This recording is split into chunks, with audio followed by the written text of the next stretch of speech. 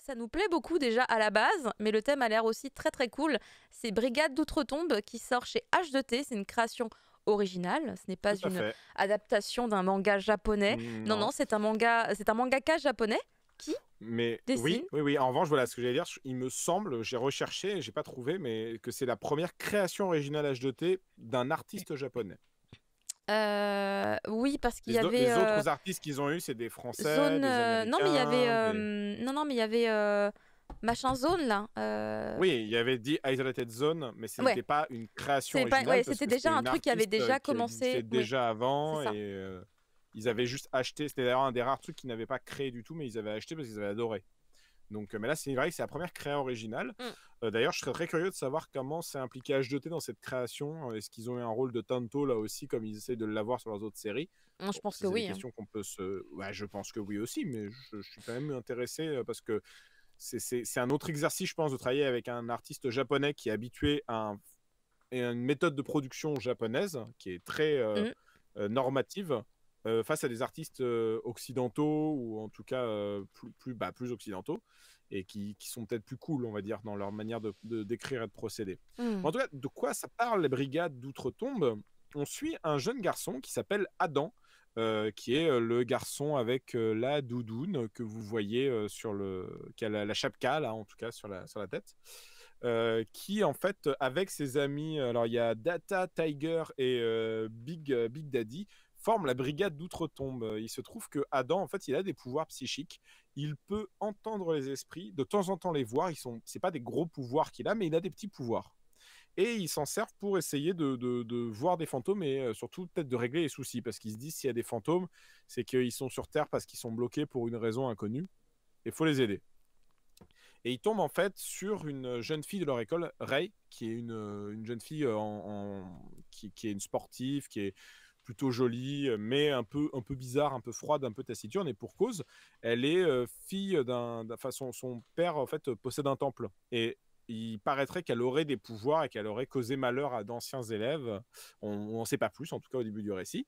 Mais en tout cas, les quatre garçons sont très intéressés par elle et ses facultés et lui demandent conseil par rapport à l'esprit qu'ils ont entendu, parce qu'ils ont entendu un esprit près du bord de la route qui pleurait et ils veulent absolument aider le fantôme qui pleure à pouvoir monter au ciel ou en tout cas pouvoir reposer en paix.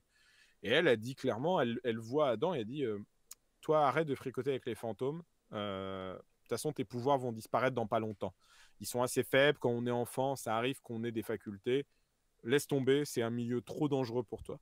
Mais Adam, il peut pas laisser le fantôme pleurer. Et il décide de braver le danger. Et donc, Ray va devoir s'impliquer dans cette bande. Et petit à petit, elle va rentrer dans la Brigade d'Outre-Tombe. Donc ça, c'est le pitch de base. On suit... C'est compliqué de parler de petites... C'est pas des petites affaires. En fait, il y a un fil rouge principal et il y a des petits fils rouges en plus. Voilà, le fil rouge principal, il va arriver très vite et il est assez incroyable, je trouve. On s'y attend pas. Je pense que Caro, tu l'as lu toi? Non, j'ai pas eu le temps, mais du coup maintenant je me dis Parce que alors là, Caro, j'aurais vraiment voulu avoir ton avis. Il y a une scène avec entre autres pas eu le temps de le lire. Il y a une scène avec une maman et un bébé. Ouais, regarde la planche, pendant que il y a une planche. Il est là, attends, il est là. Lis cette séquence et tu vas voir, c'est incroyable. Mais en gros, on suit donc des petits fils rouges, en fait, qui sont les fils rouges des protagonistes. Et donc, par exemple, le personnage de Tiger, on va découvrir qui c'est, pourquoi est-ce que son pseudo c'est Tiger, pourquoi il est comme ça, parce qu'ils ont tous des personnalités. Par exemple, Data, celui qui est tout emmitouflé dans ses cagoules et ses bonnets et ses écharpes. En fait, il est très beau gosse, mais il est surtout très, très, très timide. Alors, peut-être, on va découvrir bientôt. Dans le tome 1, c'est pas montré, peut-être que dans le tome 2, on va nous expliquer pourquoi il est comme ça. Et en tout cas, voilà, on a ces fils rouges, et c'est intéressant parce que je trouve que la narration est assez particulière, mais elle n'est pas désagréable parce que ça se lit très agréablement. Ça traite de sujets des fois très sérieux, des fois très durs. Non mais le bébé, c'est pas possible. En rapport à la mort. Ah si. T'as fini de lire? Bah je suis tombée dessus, c'était rapide. Sans spoiler, ouais. Mais non. Tu as fini? Bah... Si. Non mais c'est pas possible qu'il n'y ait pas plus de drama autour de cette situation. Bah, y en ça a se pas passe plus. comme ça, comme si j'envoie une lettre à la poste, excusez-moi, c'est pour glisser dans la fente.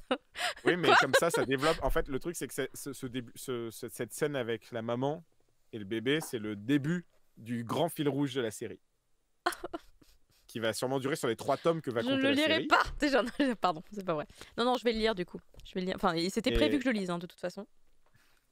Et en tout cas, Ouais. ce qui est pas mal, graphiquement, je pense que certains d'entre vous se sont peut-être dit, alors je sais qu'il y a les fans d'Urasawa qui sont encore dans le chat, ils vont dire non, c'est pas vrai. Ça ressemble un tout petit peu à du Urasawa. On va pas se le cacher. Ça fait partie de ses influences, clairement. Je trouve que c'est plutôt maîtrisé. En vrai, il a un style à lui. Quand on lit le manga en lui-même, c'est-à-dire que la cover fait très Urasawa.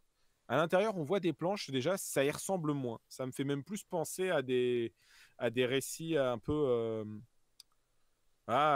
j'ai plus en tête, mais j'avais un nom d'un auteur et j'ai oublié là, mais c'est pas très grave. Mais en tout cas, ça fait moins Urasawa qu'il n'y paraît. Et pourtant, il essaye d'emprunter un peu de sa narration et de sa mise en scène. Alors, il n'a pas le génie d'Urasawa, clairement, mais on peut pas tout avoir dans la vie. Mais en vrai... Tu le casses comme ça. Mais non, mais à un moment, tout le monde n'est pas Spielberg, tout le monde n'est pas Urasawa. Non, mais c'est comme ça. Enfin, moi, ça me fait de la peine. Hein. Je peux pas, je suis pas un génie dans mon art non plus. La comparaison n'était pas forcément nécessaire. Bah, elle est nécessaire dans le sens qu'elle s'en rapproche graphiquement en fait. Donc on pourrait se dire. Même au niveau des thématiques peut-être avec les trucs un peu. Un petit peu, mais c'est moins mystérieux. En fait, en vrai. La force des brigades d'outre-tombe, c'est ces caractères, c'est ces personnages en fait, ces 5 personnages qui vont se développer au fil du premier tome. On va les découvrir, certains un peu plus que d'autres, et on a des vraies histoires complètes autour de ces personnages qui va nous faire vraiment ce qu'on appelle du character development, du développement de personnages, où on va commencer à comprendre la mécanique qui existe entre tous ces personnages. Pourquoi Adam il peut voir les fantômes, par exemple, c'est nous est expliqué à un moment. Même pourquoi, par exemple, Adam garde toujours une chapka. Sa chapka, il ne l'enlève jamais. Un peu comme Data qui n'enlève quasiment jamais, il n'enlève quasiment jamais ses vêtements, Data. Enfin, en tout cas, il est toujours emmitouflé, on le voit très rarement sans. Adam, lui aussi, cache quelque chose vis-à-vis de ses vêtements, en fait. Ils ont tous un style, ils ont tous peut-être des traumas, et c'est peut-être pour ça qu'ils se sont tous réunis les uns les autres, en fait. Et donc, c'est un club de losers tel qu'on en a maintenant l'habitude de le voir dans beaucoup de récits. Je ne vais pas citer Stranger Things, je ne ferai pas l'affront de comparer cette jolie série avec l'Ouza, ce qui est Stranger Things, mais bah oui, vraiment, il faut appeler un chat un chat. C'est pas grave, écoute, il est minuit 27, pas grave, pire, je me ferai hiter un peu plus. Mais en tout cas, c'est une série que je recommande vraiment, qui est en 3 tomes. C'est rare que je recommande des séries aussi courtes, mais parce que j'ai été vraiment impressionné par la maîtrise et par la sincérité surtout de l'histoire. Je trouve que c'est un titre qui veut être très sincère dans ce qu'il veut te faire ressentir et dans les personnages qu'il développe et dans ce qu'il a envie de donner. Il doit avoir une calvitie s'il garde sa chapka. Oui, écoute, ça peut être pas mal effectivement, Elif Tanaka, tu as raison. Stranger Things est également une de ses inspirations, bah, c'est très bien, bah, il a fait mieux que Stranger Things. Bah, mais t'as pas vu le communiqué? Non. D'accord, parce qu'il y avait la liste justement des inspirations et j'étais hallucinée de voir qu'il n'y avait pas Urasawa dans la liste parce que bah, du coup je me suis dit mais pourtant attention, réfléchis bien quand même dans l'idée, il y a quelque chose quoi, tu vois. Mais attends. L'Uni dit que ça fait plus penser au Club des 5 ou Scooby-Doo. Je suis d'accord que ça me fait plus penser à Scooby-Doo en vrai, moi, personnellement. Non, mais c'est par rapport juste à la patte graphique hein, que je dis ça. Et la patte graphique, il a dit Stranger Things. Un récit fantastique entre Stranger Things et 20th Century Boys porté par le dessin.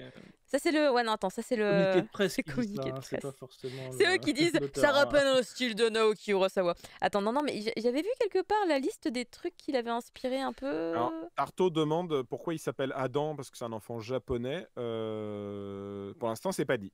Alors, ils ont tous des pseudos. Est-ce que Adam, ça serait son pseudo aussi? J'ai pas souvenir que ça soit dit. Tiger, je sais que c'est un pseudo parce qu'il s'appelle Taiga. Voilà, tout simplement. Et parce qu'il y a autre chose cachée derrière. Et ça se passe au Japon. Clairement, ça se passe complètement au Japon, l'intrigue. Et donc voilà, c'est un petit titre qui n'a pas de prétention, mais qui est plus qualitatif que les prétentions qu'il a, je trouve. Et du coup, c'est bizarre dit comme ça, mais c'est un compliment, dans le sens que je m'attendais vraiment plus. Oui.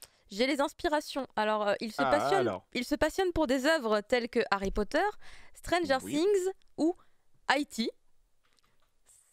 E.T. C'est pas E.T., c'est un I et un T. Peut-être que j'aurais dit E.T., non? Enfin, je sais pas, mais bon, E.T. Haïti. Haïti. Il s'en inspire au même titre que JoJo's Bizarre Adventure et Inuyasha, ses références manga. Ah, Hit. Ah, Pardon. c'est Hit. Ah, ça, c'est ça. D'accord, Mais oui, il faut bon, dire ça, Stephen oui, King, je suis ok. d'accord, il aurait fallu démarquer ça de Stephen King, tout simplement. Juste Hit, comme ça, enfin, j'aurais pas... merci, merci. J'y Et étais bah pas. alors oui, clairement, ça en revanche, effectivement, tu as fait bien de me le rappeler, j'avais complètement oublié parce que j'y avais pensé. Quand tu le lis, il y a une vibe Stephen King. En vrai, il y a une vraie vibe Stephen King. Plus que Hit même, il y a ce rapport à l'au-delà et à l'horreur, en fait, propre à King, en fait, ce truc très mystérieux où des gens ont des dons, voient des choses un peu bizarres. Enfin, Ouais. on pourrait penser aussi à Shining, on pourrait penser au Fléau, enfin, Oui, il bah, y a des trucs comme ça. Stephen Donc King, c'est son vraiment, inspiration. Du coup, je ne vois plus de la même façon cette planche avec le bébé. Elle est dans le communiqué de presse et en fait, elle avait l'air sympa cette petite planche et en fait. eh oui. Mais effectivement, et même si moi je suis pas fan du tout de Stranger Things, que je trouve ça pas bien, clairement on sent l'inspiration Stranger Things sur cette bande de gamins qui résout des mystères, mystérieux quoi. Donc oui, oui, Oui. clairement. Non, non mais qui disent Harry Potter, je le sens moins. It et Stranger Things, je le sens déjà plus. Mais oui, Blaise Blagio, oui, désolé. Stranger Things, c'est caca. Écoute, si je veux voir Stranger Things, je regarde E.T. de Steven Spielberg, c'est très bien aussi. Fumble qui Pourquoi je rigole regarderais un doucement. truc bah oui, bah, je vais pas regarder un truc. Pourquoi manger un truc recomposé de 43 autres trucs alors que j'ai vu les 43 autres trucs, tu vois? Maman, faut arrêter. Parce Mais on qu'on n'est pas aime là bien pour les parler de Stranger. expériences. Oui, bah, je l'ai fait. Bah, je me suis battu toute la saison 1, donc j'ai fait l'expérience et c'est pas bien comme expérience. Ça raconte rien, c'est pas très bien écrit, c'est pas très bien raconté. C'est pas grave. Ce n'est pas grave. Et si ça plaît aux gens, tant mieux. Encore une fois, ce n'est que mon avis. Pourquoi Mais ne non, pas mais tout manger? Dédé de savoir. mais soyons clairs, ce n'est que mon avis. Je n'ai pas la vérité générale, je n'ai pas la science infuse. Si les gens ils aiment, ils ont raison d'aimer. Parce que quand je dis des choses méchantes, c'est pas par rapport aux gens qui aiment, c'est par rapport aux œuvres que je reproche des choses. Donc que les gens aiment Stranger Things s'ils aiment Stranger Things, comme ce que les gens aiment les films de Demon Slayer s'ils aiment Demon Slayer, moi j'ai aucun problème, au contraire. Si les gens se font plaisir, c'est le principal. Ah, là, on Tant se que les gens rejoint. sont heureux, Là, on se rejoint. tant que les gens sont heureux, c'est le principal. Mais en revanche, si j'aime pas un truc, je vais pas reprocher aux gens de l'aimer. Mais en revanche, je vais pas aimer parce que les gens aiment. Ça, c'est hors de question. Stranger Things, pour moi, ce n'est pas qualitatif. Si les gens, ils aiment, ils aiment. En revanche, Brigade d'Outre-Tombe, je vous le conseille clairement. Si vous n'aimez pas, bah, dites-le nous la prochaine fois, ou dans les commentaires, ou dans les coms du Cri du Mochi sur Twitter, hein, clairement, ou sur le Discord de Kaori-chan. Tout à fait. N'hésitez pas à partager vos lectures. Il y a des gens, il y a une communauté qui se parle de temps en temps. Ils s'annoncent des news, des trucs comme ça, ou des regardez ce que j'ai réussi à acheter cette semaine, puisque ça devient compliqué d'acheter des trucs. Tant que vous aimez 20th Voilà. Century Boys, vous avez bon goût, dit Vilkira. Pardon. Eh bien, merci pour ton avis sur les Brigades d'Outre-Tombe. Je vais le remonter rapidement dans ma palle. Je suis triste de ne pas avoir eu le temps de le lire. Parce que lui, Et lui en je vrai, l'attendais. Lui, je l'attendais. H2T, c'est un éditeur que je trouve les gens derrière H2T très sympathiques. Mm. Mais j'étais pas convaincu des séries. Et là, je trouve que ça fait 1 an et demi. Un an et demi. Il y a un vrai glow. Enfin, il y a une montée qualitative. Quoi. On a eu Wandering Soul. On a eu Skillfast, Brigade d'Outre-Tombe. Enfin, et vraiment, les titres commencent à être vraiment intéressants dans ce qui est proposé. À titre personnel, je trouve, encore une fois. Très Donc, bien. vraiment gros plus, quoi. Merci beaucoup, Thunder. On va passer maintenant à un titre qui se termine et qui commence en même temps. À savoir la balade de Ran. C'est vite fait, bien fait, Fumble? Vite fait, pas mal fait, ouais.